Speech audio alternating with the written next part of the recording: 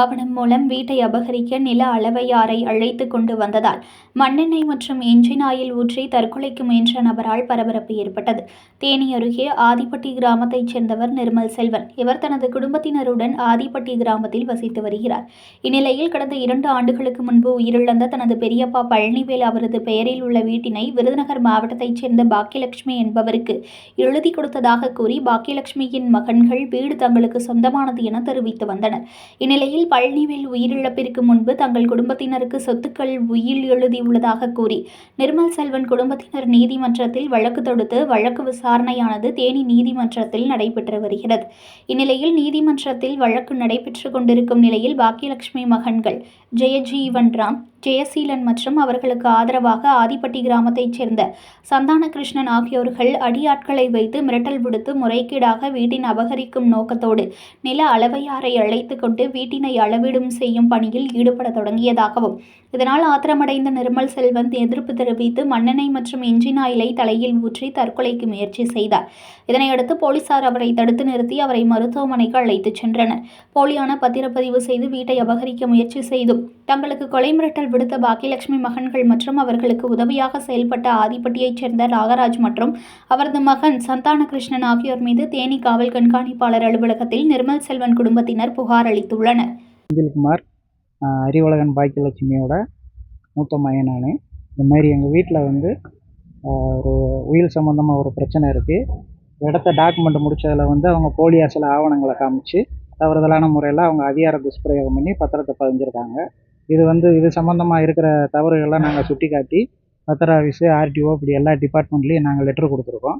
இந்த மனுவுக்கு வந்து பதில் வர்றதுக்கு கால அவகாசம் இருக்குது. அதுக்குள்ளே இவங்க அவசரமாக போலியாக வந்து சில ஆவணங்களை மறைச்சி உண்மைத்தன்மை இல்லாமல் பத்திரங்களை வந்து அவசரமாக விடுமுறை நாள்னு கூட பார்க்காம அதுக்கு கூடுதலாக கட்டணம் செலுத்தி உடனே பதிஞ்சிருக்காங்க. பத்திரம் பதிஞ்சது இல்லாமல் அவங்க மூலியமாக வர்ற சர்வேயர் வந்து மறுநாள் காலையில் 7 மணிக்கே வந்து அவர் வெள்ளனா வந்துட்டார். இந்த பத்திரத்தை உடனே இடத்த அளந்து கொடுக்கணும்னு சொல்லி ரொம்ப ஃபோர்ஸ் பண்ணார். நாங்கள் எங்கள் சைடு வந்து கேஸ் போட்டிருக்கோம். இந்த உயில் சம்மந்தமாக எங்கிட்ட ஒரு உயில் இருக்குது, அது சம்மந்தமாக கேஸ் போட்டிருக்கோம். அதுக்கு கால அவகாசம் வேணும். அந்த டயத்துக்குள்ளே இது என்னென்னு பார்த்துக்கிட்டு அதுக்கப்புறம் நீங்கள் என்ன பண்ணுறீங்களோ பண்ணிக்கோங்க. நாங்கள் அமைதியாக தான் பேசணும். ஆனால் அவங்க அடையாளம் தெரியாத ஆளுகளை கூப்பிட்டு வந்துக்கிட்டு இப்போவே நாங்கள் எடுத்தே ஆகணும்னு மிரட்டுற தோணியில் பேசி வீட்டை விட்டு வெளியே வாங்க செய்யுங்க, கதவை போட்டணும்னு சொல்லி ரொம்ப பிரச்சனை பண்ணாங்க.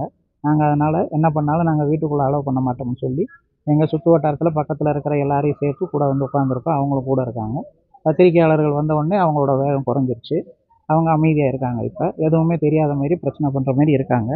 ஆனால் நம்ம கேஸுன்னு சொல்லி இதுக்குள்ளே இருக்கிறது 19/26ன்னு ஓஎஸ் நம்பர் வாங்கி அதை நோட்டீஸாக கடந்த 2 மாதத்துக்கு முன்னாலே வந்து ஒட்டியிருக்கோம் வீட்டிலேயும்.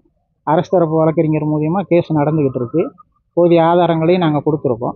வந்தவங்ககிட்டையும் நாங்கள் ஆதாரங்கள் வந்து எங்கள் சைடு இருக்குது, நீங்கள் பத்திரம் பதிஞ்சிருந்தாலும் உங்களோட பத்திரத்தை வந்து நீங்கள் கோர்ட்டில் சப்மிட் பண்ணுங்கள், நாங்கள் எங்களோட ப்ரூஃப் எல்லாம் சப்மிட் பண்ணிட்டோம், இதை வந்து நீங்கள் பார்த்துட்டு பரிசீலனை பண்ணி கோர்ட்டு என்ன சட்டப்படி முடிவெடுக்குதோ அதுக்கு நாங்கள் கட்டுப்படுறோம்னு சொல்லி அவங்கக்கிட்ட பேசிட்டோம். ஆனால் அவங்க எதையும் கேட்குற மாதிரி இல்லை. அவங்க எங்களுக்கு நிறைய நெருக்கடி கொடுக்குறாங்க. சர்வேயர் சைடு இருந்தும் வெளியே உயர் அதிகாரிகள் பேசுகிறாங்க. வாங்கின பார்ட்டியாக சொல்கிறவங்க வந்து டிபார்ட்மெண்ட்டில் ஒர்க் பண்ணுறனால அந்த அதிகாரத்தை துஷ்பிரயோகம் பண்ணி எங்களை முடிஞ்ச அளவு நெருக்கடி பண்ணி இன்றைக்கே எல்லாத்தையும் முடிச்சாகணும், யாரும் இங்கே இருக்க முடியாது அப்படின்ட்டு மிரட்டுற தோணியில் எங்கிட்ட ரொம்ப ஃபோர்ஸ் பண்ணுறாங்க. நீங்கள் தான் அதுக்கு பார்த்து என்ன செய்ய முடியுமோ அதுக்கு நியாயமான சட்ட நடவடிக்கைகளுக்கு உட்பட்டு தான் நாங்கள் பண்ண சொல்கிறோம். நீங்கள் எங்களுக்கு உதவியாக இருக்கீங்கன்னு நாங்கள் நம்புகிறோம்.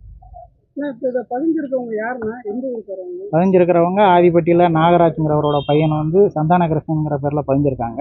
அவர் வந்து சென்ட்ரல் கவர்மெண்ட்டில் டிபார்ட்மெண்ட்டில் வந்து ஒரு உயர் அதிகாரியாக இருக்கிறதா சொல்லி இங்கே இருக்கிற எல்லார்ட்டையும் வந்து வர்றவங்கள வந்து உங்கள் சைடை வந்து ஆவணங்கள் சரியாக இருந்தால் நீங்கள் வெயிட் பண்ணுங்கள், அவங்க ஒரு வாரமோ 10 நாளோ அதுக்குள்ளே நீங்கள் உங்கள் பேப்பர் கொண்டு வந்து கொடுத்துட்டிங்கன்னா அடுத்த நடவடிக்கை எடுத்துக்கலாம்னு சொல்லி தானே அவங்க சொல்கிறாங்க. உங்கள்கிட்ட பிரச்சனை பண்ணலை, வேறு எதுவும் உங்கள்கிட்ட அடிதடியோ கை கலப்போ மரியாதை குறைவாக பேசுகிறதோ எதுவுமே அவங்க பண்ணலை. இருந்தாலும் நீங்கள் இன்றைக்கே முடிச்சாகணும் அப்படின்னு சொல்லி நீங்கள் சொல்கிறது ஏற்றுக்கக்கூடியதாக இல்லை. நாங்கள் பொறுமையாக பேசினாலும் அவங்க இன்றைக்கி எல்லாமே இன்றைக்கே முடிச்சாகணும் அப்படின்னு எந்த அதிகாரியை வச்சும் நீங்கள் யாரும் ஒன்றும் பண்ண முடியாது, டிபார்ட்மெண்ட் எங்கள் கையில் இருக்குது, எல்லாரையும் வந்து நாங்கள் கரெக்ட் பண்ணி வச்சுட்டோம், நாங்கள் சொல்கிறதே அவங்க கேட்பாங்க, நீங்கள் எங்கே வேண்டாலும் போங்க செய்யுங்க அப்படின்னு சொல்லிட்டாங்க. எங்களுக்கு வேறு யார்கிட்டையும் போகிறதுக்கு வழி இல்லாமல் தான் பத்திரிகையாளர்களை வர சொல்லி தகவலாக உங்ககிட்ட சொல்லிவிட்டு அடுத்து மேற்படி நடவடிக்கை எடுக்கலாம்னு இருக்கோம். வீட்டோட டாக்குமெண்ட்டில் வந்து காலி இடம்னு சொல்லி தான் 2019 இருக்கிறத ரிஜிஸ்டர் பண்ணி வச்சுருக்காங்க அவங்க. ஆனால் இப்போ வந்து அதில் வீடு இருக்குதுன்னு சொல்லி கடந்த 15 வருஷமாக இருக்குதுன்னு சொல்லி அவங்க வந்து ஆவணத்தில் காமிச்சிருக்காங்க.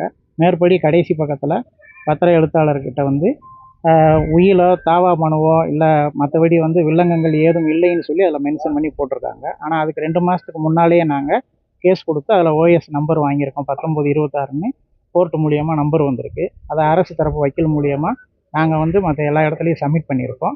பத்திர ஆஃபீஸில் இருந்தும் கால் பண்ணி இந்த மாதிரி பத்திரம் பதிய வந்திருக்காங்கன்னு சொல்லி தகவல் சொன்னாங்க. அப்போ வந்து ஆட்சேபனை தெரிவிக்கிறீங்களான்னு கேட்கவும் ஆமான்னு சொல்லி இந்த மாதிரி வந்து நம்பர் இருக்குது, புக் பண்ணியிருக்கோன்னா நீங்கள் நம்பரை மட்டும் சொல்லுங்கள், அதை வச்சு நாங்கள் பார்த்துக்குறோம்னாங்க. மேற்படி தகவலையும் நாங்கள் அவங்ககிட்ட சொல்லிட்டோம். எல்லாத்தையும் கேட்டுட்டு அவங்க மனுவில் முகாந்திரம் இல்லை அது இதுங்கிற மாதிரி கூட எந்த தரப்புமே சொல்லாமல் உடனுக்குடனே மறுநாளே எல்லாத்தையும் முடித்து எல்லாரும் சேர்ந்து செய்கிற மாதிரி இந்த வேலையை செஞ்சுருக்காங்க. இந்த இடத்துல வந்து போலி டாக்குமெண்ட்டு அப்படின்றத நாங்கள் மென்ஷன் பண்ணுறோம். உயில் இருக்கிறனால அதை அவங்களே வந்து முடிவு பண்ணிவிட்டு என்னங்கிறத சொல்லட்டும். அது வரைக்கும் நாங்கள் எவ்வளோ காலம் தாழ்த்தினாலும் நாங்கள் அமைதியாக வெயிட் பண்ணுறோம்.